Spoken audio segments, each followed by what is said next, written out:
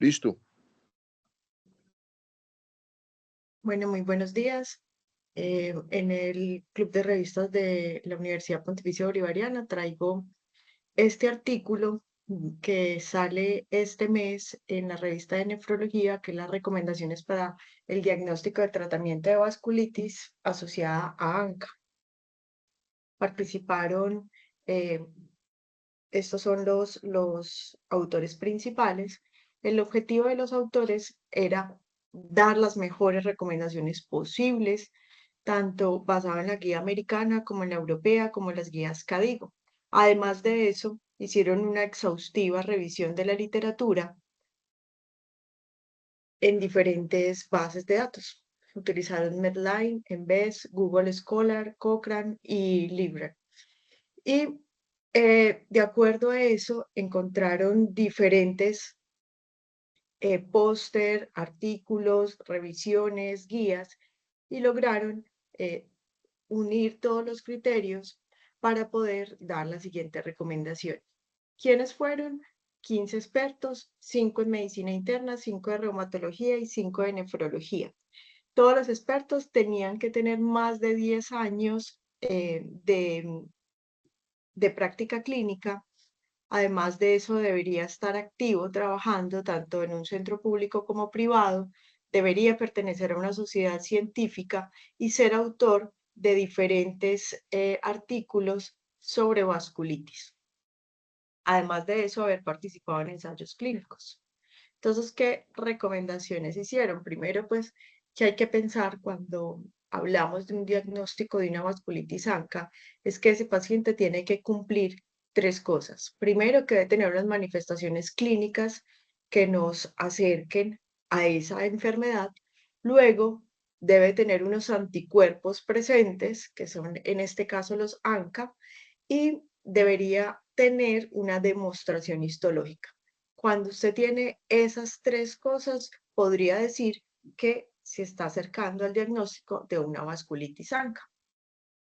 Entonces, hablan de tener una presentación clínica muy compatible. Luego de esa presentación clínica se va a hacer unos anticuerpos, que en este caso estamos hablando de PR3 y MPO, y a ese paciente se le va a hacer una biopsia. Si tiene afectación renal, se va a hacer una biopsia renal. Si no tiene afectación renal, pues se va a hacer una biopsia del tejido que más esté comprometido. Y con eso, con la suma de todo eso, es lo que nos va a dar el, el inicio, el diagnóstico para poder iniciar tratamiento. ¿Cuáles son las manifestaciones clínicas? Pues hay diversas manifestaciones clínicas asociadas a ANCA.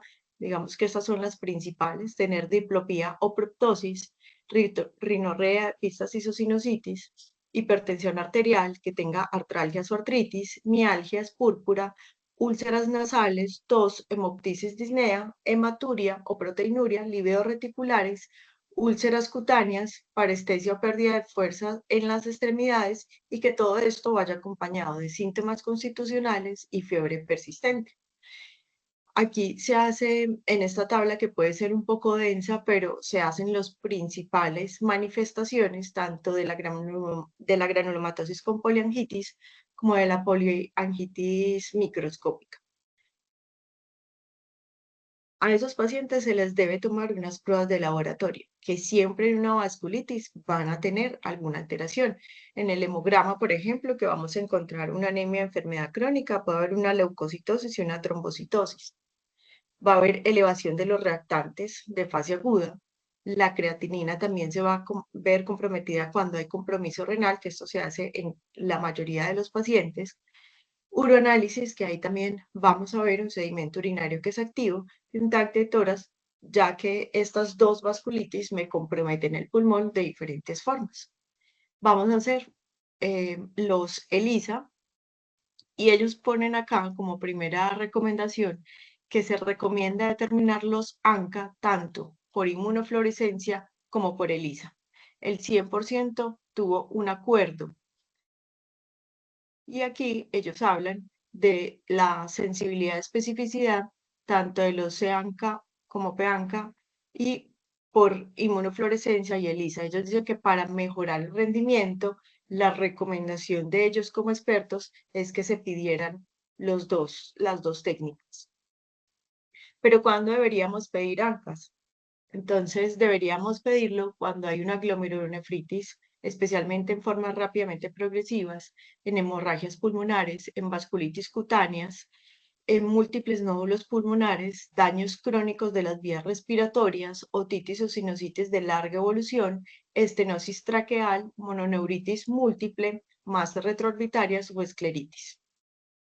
En cuanto a biopsias, pues ya tenemos una clínica, ya tenemos unos anticuerpos. La siguiente es que deberíamos hacer una biopsia. ¿Qué deberíamos biopsiar?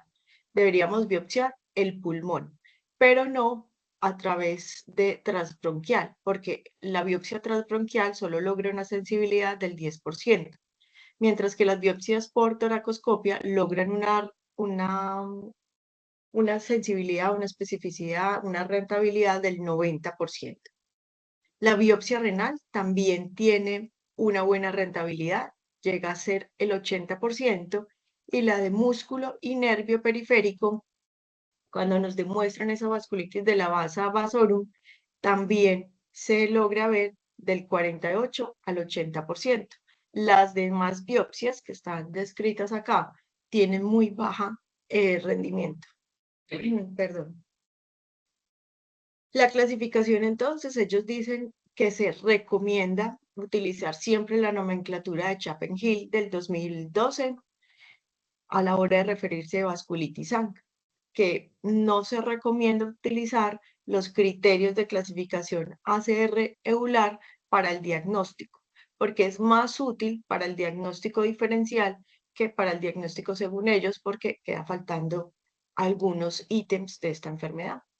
Que la biopsia renal debería hacerse en todo paciente que tiene compromiso renal porque tiene muy buen rendimiento y que nunca se debe retrasar el inicio del tratamiento inmunosupresor cuando tiene sobre todo una forma rápidamente progresiva.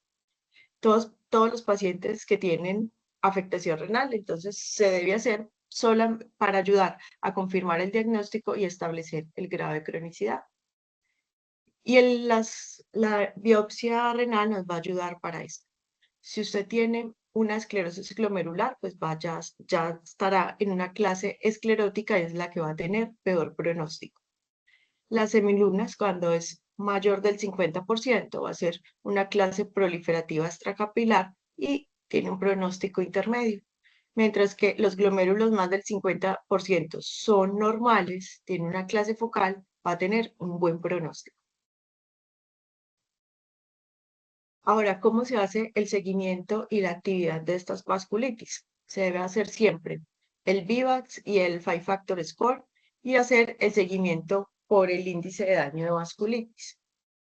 La recomendación de ellos es que siempre se debe hacer al inicio y cada vez durante el tiempo, pues cada mes durante el tiempo de inducción.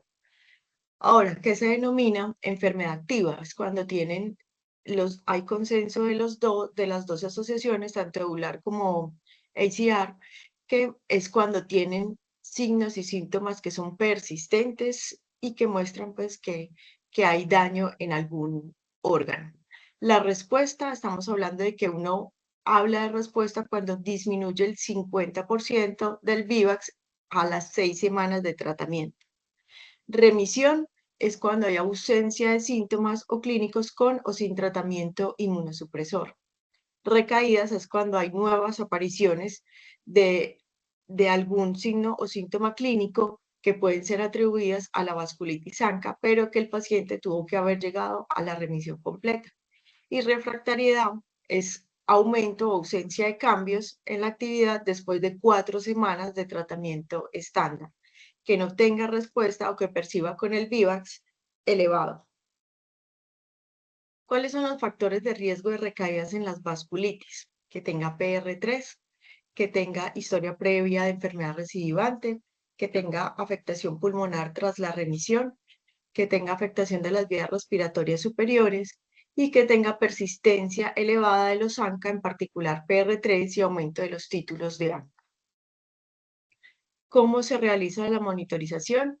Entonces, la mayoría de recaídas se van a producir en los primeros 12 a 18 meses después del tratamiento inmunosupresor y por eso siempre se debe evaluar si hay signos o síntomas de la enfermedad, cómo están esos exámenes de laboratorio iniciales, cómo están los marcadores de inflamación y cómo están los ANCA. Siempre hay que pedir los ANCA de seguimiento.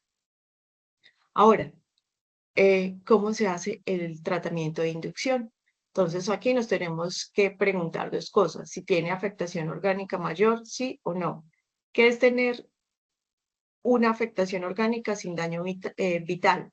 Es que tenga una enfermedad muy localizada, sobre todo a nivel nasal y paranasal, que tenga vasculitis cutánea, miositis, nódulos pulmonares que no estén cavitados o epiescleritis. Si esto es lo que presenta el paciente, a este paciente lo que hay que darle es o metrotexate o rituximab. El rituximab también lo proponen ellos como esquema de inducción cuando hay afectaciones orgánicas sin daño vital. Estos pacientes que tienen un daño tan localizado, pues son pacientes que son más adelante tratamiento, son candidatos a tratamiento quirúrgico. ¿Quiénes se pueden llevar a tratamiento quirúrgico? Aquellos que tienen estenosis endotraqueales, a ellos se les va a hacer una dilatación mecánica, también se le puede poner prótesis, se puede hacer inyección local de esteroides. Si la estenosis mide más de 1,5 centímetros o tiene una estenosis mayor del 70%, tienen que hacer tratamiento quirúrgico. El cartílago nasal se va a llevar a reconstrucción solo si lleva al menos 6 meses de remisión con tratamiento o 12 meses de remisión ya sin tratamiento y que la perforación deba medir menos de 2 centímetros. Al pseudotumor orbitario se va a llevar si hay un dolor que es intratable, si tiene proptosis o tiene compresión del nervio óptico que no tenga respuesta a la inmunosupresión y la dacriocistitis se recomienda un manejo endoscópico.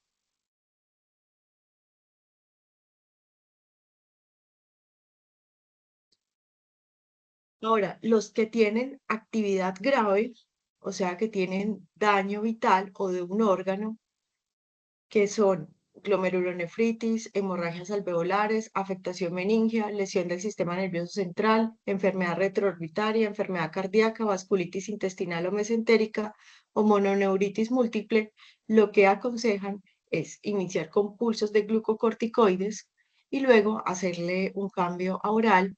Y estos pacientes tienen dos opciones iniciales, rituximab o ciclofosfamida. ¿A quienes preferimos rituximab?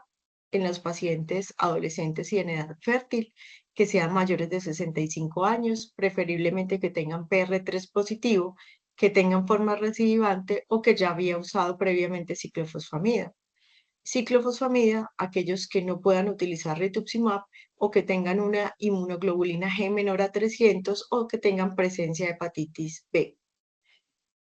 Los casos más graves que estamos hablando, que tenga una presencia de una creatinina mayor a 4, una tasa de filtración glomerular menor a 15 o una presencia de hemorragia alveolar, estos pacientes se les debe dar pulsos de glucocorticoides y se les debe dar, una de las recomendaciones es una terapia concomitante de rituximab ciclofosfamida más esteroides. Si usted tiene la disponibilidad, pues puede dar Avacopan y aquellos que tienen una creatinina mayor de 5,7 con hemorragia alveolar, pues son pacientes candidatos a plasmaféresis.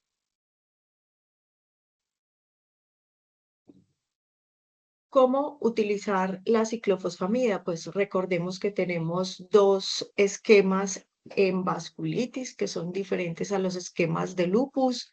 Los esquemas de vasculitis de ciclofosfamida, el esquema francés, es dar 500 miligramos o 600 miligramos de ciclofosfamida el día 1, el día 15, el día 29 y luego 700 miligramos cada 21 días por 6 dosis en total.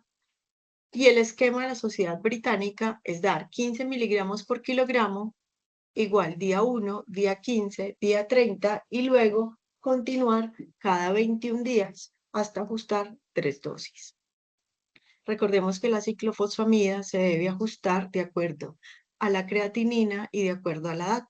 que 15 miligramos por kilogramo es cuando tenemos una edad menor de 60 años con una creatinina menor de 3,4, pero tener este cuadrito es bastante útil para poder recordar cuál es la dosis, pues para irlo ajustando. Si tenemos más de 70 años con una creatinina elevada por encima de 3,4, pues la dosis se baja a la mitad. En cuanto a los pulsos de glucocorticoides, pues son entre 250 y 500 miligramos al día por 3 días. Y acá tenemos los esquemas de esteroides cuando tenemos presencia de Avacopan o sin Avacopan. En este momento en Colombia no tenemos todavía disponibilidad del Avacopan. Ellos tienen acá el inicio de 50, 60 o 75 miligramos al día, de acuerdo al peso, y de ahí a la siguiente semana se inicia con dosis de 25, 30 o 40, es decir, que es un descenso rápido de esteroides. Miren que más o menos a la semana 12 ya estamos acercándonos a 7,5 o 5 miligramos de prednisolona. El rituximab, hay dos esquemas. Tenemos el esquema que es traído de la artritis reumatoide, que es 1 gramo el día 0 y el día 14, o tenemos el esquema de 375 miligramos por 4 semanas. La recomendación de ellos inicial es utilizar el esquema de artritis reumatoide gramo 1 y gramo 2 como inducción. La ciclofosfamida, que fue la que les dije, y cuándo utilizar o cómo utilizar rituximab combinada con ciclofosfamida. Poner rituximab a la semana 0 y 15, 1 gramo, y luego seguir con ciclofosfamida 500 miligramos cada 15 días para un total de 6 bolos. Es decir, ellos recomiendan el esquema francés combinarlo con el de rituximab.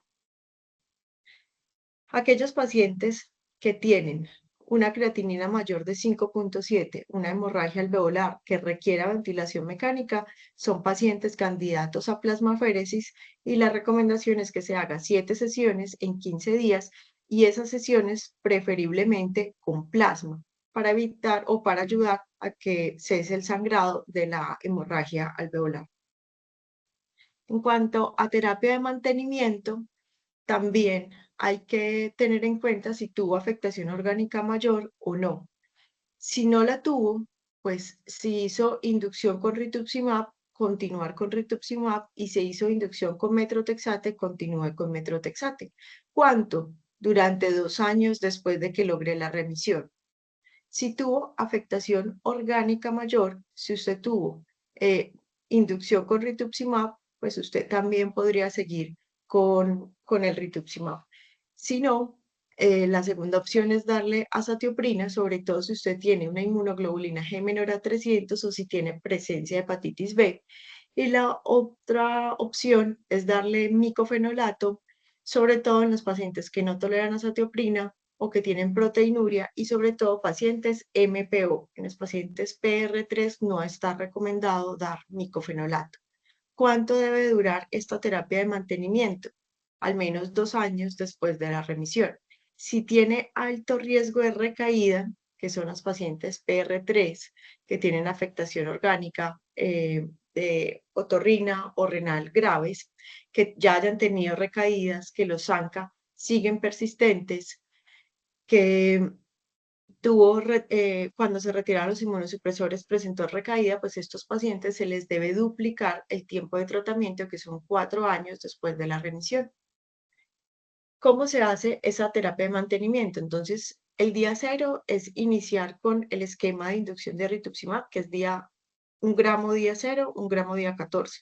Y luego, al siguiente, a los 6 meses, empezar con 500 miligramos y dar 500 miligramos al mes 6, al mes 12 y al mes 18. Si esto no se puede dar, pues tenemos la azatioprina para dar 2 miligramos por kilogramo para llegar a la remisión completa. Micofenolato 2 gramos, les recuerdo que es en MPO, metrotexate, leflunomida y avacopan. También el avacopan, pues cuando lo tengamos disponible, se puede acompañar el primer año de tratamiento de la remisión. Y la leflunomida y el metrotexate están descritos es en las formas localizadas. Los esteroides se recomiendan llegar pues a la semana 12 a 5 miligramos al día y llevar al menos 18 meses de esas dosis de esteroides para iniciar el desmonte. Ellos recomiendan no desmontarlos antes porque podría hacer una recaída grave. ¿Cuáles son los escenarios especiales en las vasculitis ANCA? Que primero tener recaídas. El 25% de estos pacientes van a recaer en los primeros 2 años y el 50% van a recaer en los primeros 5 años. Es decir, que la mitad tiene alto riesgo de recaídas y esto va a hacer que sea una enfermedad un poco más difícil de manejar. Antes de asumir una recaída, siempre tiene que descartar que no tenga una infección, que no tenga toxicidad de tratamiento o que no tenga un daño irreversible sin franca actividad. Los pacientes se recomienda que cuando tiene una recaída vuelva a iniciar todo el tratamiento de reinducción y vuelva a iniciar todo el mantenimiento y preferiblemente en recaídas la primera opción es rituximab. Los factores de riesgo ya se los había dicho y que estos factores de riesgo, que es sobre todo positivización de los ANCA, aumento significativo, o aquellos que tienen portador nasal de Staphylococcus aureus, se propone duplicar entonces la terapia de mantenimiento y llevar a 48 meses. Los pacientes que recayeron teniendo mantenimiento con rituximab y que el rituximab haya sido hace menos de 6 meses, es el momento de cambiar a hacer una reinducción con ciclofosfamida. Si el rituximab llevaba más de 6 meses, vuelva a hacer reintroducción con rituximab. En casos de recaída con rituximab de 500 miligramos cada 6 meses, puede incrementar la dosis a 1 gramo y aumentar la frecuencia cada 4 meses. Si esto no responde, estamos hablando de una vasculitis refractaria. ¿Qué es una vasculitis refractaria? Que entonces no responde al tratamiento o empeore después de 4 semanas. Miren que el tiempo es corto, 4 semanas. Que no tenga una buena respuesta adecuada, que tenga una reducción al menos, que no tenga una reducción al menos del 50% en la puntuación del VIVAX después de 6 semanas de tratamiento, que persista con mucha cronicidad y mucha actividad o que incluso el VIVAX aumente después de 12 semanas de tratamiento. Y aquellos que tienen efectos adversos que no se puede utilizar otros medicamentos. Entonces aquí tenemos las vasculitis refractarias. Ellos dicen, si usted tiene una vasculitis refractaria, intenta remitir a un centro de referencia. Si tiene afectación orgánica mayor, entonces usted logra hacer o puede hacer una inducción con ciclofosfamida, rituximab o combinarla si es más grave.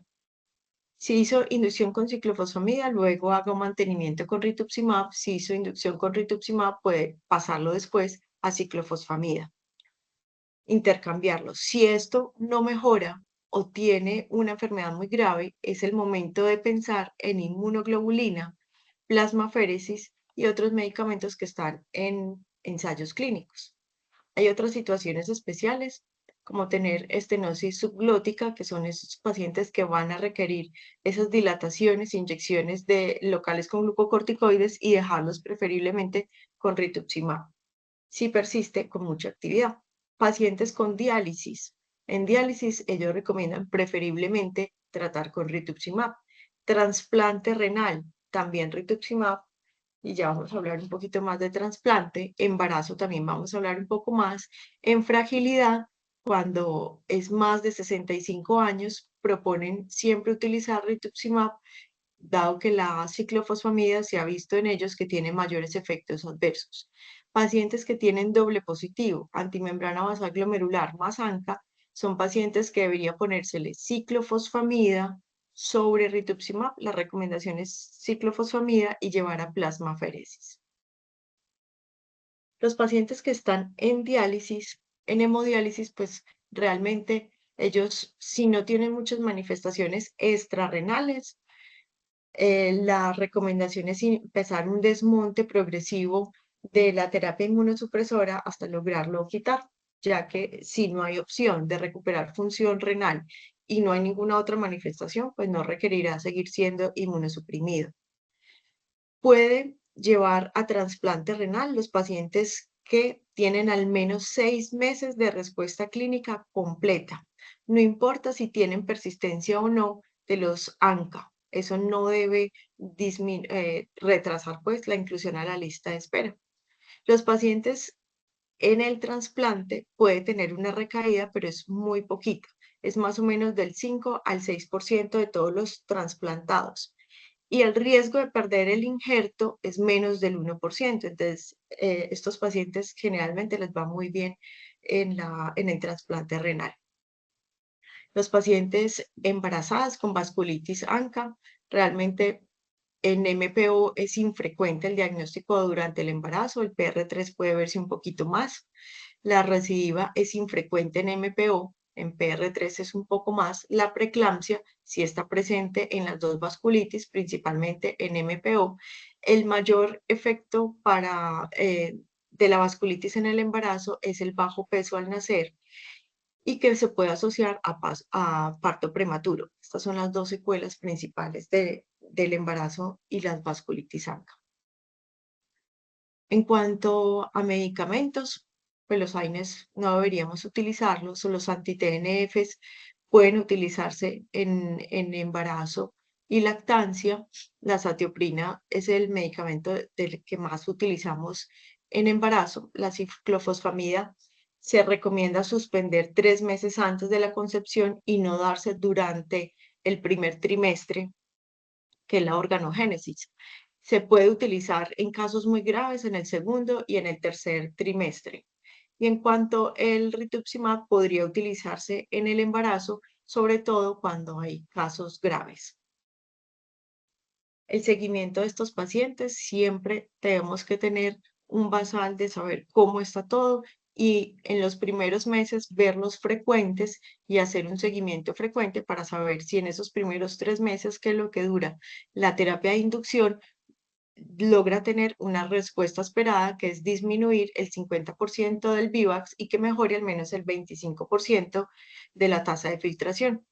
Y hacer ese mantenimiento desde los 6 meses a los 24 meses y hacerlo, ellos lo proponen cada 6 meses, hacerle el seguimiento clínico, a ver, para lograr llevar a un VIVAX de 0, que es una remisión completa. Fuera de dar tratamiento inmunosupresor, pues también tenemos que ayudar en el tratamiento no inmunosupresor, que es promover estilos de vida saludable, que los pacientes bajen peso, hagan ejercicio, no tengan el hábito del tabaquismo, tengan una dieta saludable, evitar pues que tengan neoplasias, prevención de infecciones. Ellos recomiendan utilizar trimetoprim en todos los pacientes eh, que tengan más de 15 miligramos de glucocorticoides o que vayan a ser sometidos a rituximab. La protección ósea se debe hacer densitometría ósea en todos aquellos que tengan más de 3 meses de tratamiento con esteroides y dice que se debe iniciar tratamiento si tiene glucocorticoides más de 20 miligramos al día, que permanezca en ella o que no se logre bajar bien los esteroides, que tenga un T-score en la densitometría menor a -2 o una fractura previa. Y tenemos otros medicamentos que se están adelantando, estudios como en la dapaglifosina, que hay estudios justo en vasculitis ANCA. También estos pacientes deben tener una buena control de la presión arterial y debe tener control o medidas antiproteinúricas. ¿Cuáles son los factores de riesgo de infección?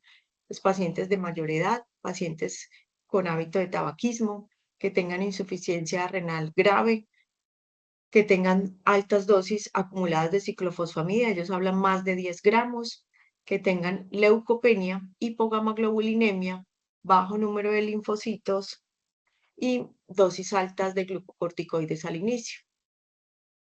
Debe darse profilaxis de neumocistis, aquellos que tengan dosis de prednisolona mayor a 15 o que tengan linfocitos T menor a 200 y que se debe mantener mientras que el paciente tiene tratamiento con rituximab o ciclofosfamida. La vacunación, todos estos pacientes se les debe vacunar contra el neumococo, se les debe vacunar contra la influenza, se debe vacunar contra la varicela zoster, que ya tenemos la vacuna en Colombia, y se debe vacunar contra el SARS-CoV-2, preferiblemente Moderna. Aplicar estas vacunas 2 semanas antes del rituximab, o si está con metrotexate, se debe suspender el metrotexate 2 semanas después de la vacunación. El rituximab se debe monitorizar. A todo paciente que tenga rituximab se recomienda hacerle seguimiento cada 6 meses de inmunoglobulina sérica. Si el paciente tiene inmunoglobulina G menor a 200, se debería sustituir, o lo mismo si tiene más de 200 con infecciones a repetición. Ahí hay que reevaluar el uso de rituximab continuo y tenemos otras opciones ahí. Estas son las recomendaciones entonces que traen los expertos. Me pareció un artículo pues muy completo. Muchas gracias. No sé si tengan alguna pregunta a los profes.